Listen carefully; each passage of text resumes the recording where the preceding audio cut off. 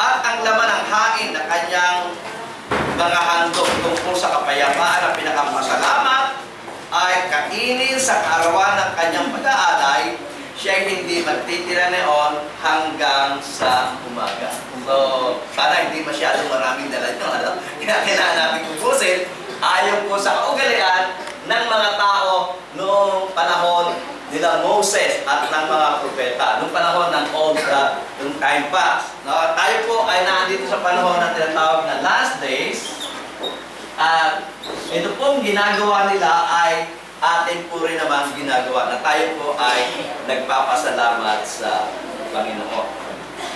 Sa Psalm 50:40, at tulad ng ating po sinabi, at tayo lang po ay mag-random reading ng mga talata may kinalaman sa thanksgiving. Sabi po rito, offer unto God thanksgiving and pay thy vows unto the Most High.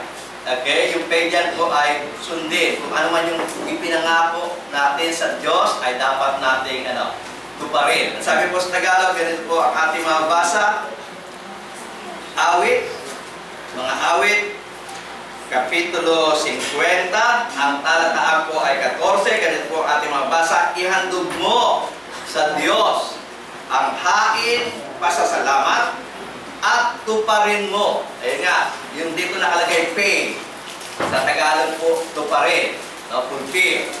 Ang sabi po rito, ihandog mo sa Diyos ang hain, pasasalamat, at tuparin mo ang iyong mga panata o ang iyong mga ipinangako, no, sa Diyos. Kung ano man yung mga pinangako mo sa Diyos na may kinalaman sa ating pong mga gawain, sa ating pong religion, no, sa ating pong pagpapalaganap ng Ebanghelyo. Kung minsan meron po tayong ipinapangako sa Diyos, dapat natin po ito ay dapat po natin tuparin.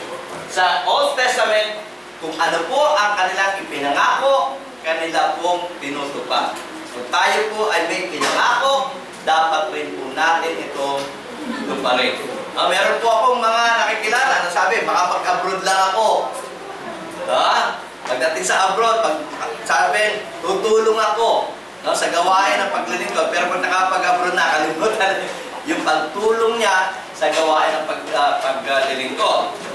Wala pong nagpilit doon sa tao yun, siya mismo sa kanyang bibig mismo nanggaling yon, pero siya po ay nangako at wala po siyang pinangako kundi ang Diyos, pero ang nangyari, yung kanyang pinangako ay hindi po niya natutupad. Ang gusto ng Diyos, ano man ang ating pinangako sa Kanya, dapat po ito matupad.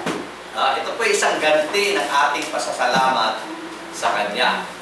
So, dapat ay ito ay matupad. So, sa Psalm 107, ang talata po ay 22. Ang sabi po ng banal na kasulatan sa English ay ganito, and let them sacrifice the sacrifices of thanksgiving and declare His words with rejoicing. Sabi po sa Tagalog, ganito po ang ating mababasa. 22, at maghahandog sila ng mga hain na pasasalamat. So, andito na naman po. Meron pong offering, meron pong sacrifices. Kapag meron pong pasasalamat, hindi po nawawala yung offering. Hindi po nawawala yung meron kang bagay na iniaalay sa Panginoon. Okay? Sacrifice po yun. Sacrifice para sa Thanksgiving. Sabi po sa Tagalog, at maghahandog sila ng mga hain na pasasalamat. At sabi, at ipahayag ang kanyang mga gawa na may awitan. Yung pong mga gawa, yung po yung mga nagawa ng Diyos sa Kanya. Yung nga yung kinanta natin kanina, kagaya po yung kinanta natin kanina, we are counting the blessings na pinagkaloob sa atin ng Panginoon, kaya nga tayo ay naghahandog sa Panginoon ng pasasalamat dahil nga merong mga bagay na nagawa ang Panginoon para sa atin. At kayo mismo ang nakakaalam sa inyong mga sarili, iba-iba kasi mga blessings natin tinatanggap. Pero kayo mismo ang nakakaalam sa inyong mga sarili kung ano yung mga nagawa ng Diyos sa bawat isa sa inyo sukat ninyo o dapat ninyong ipagpasalamat sa Kanya.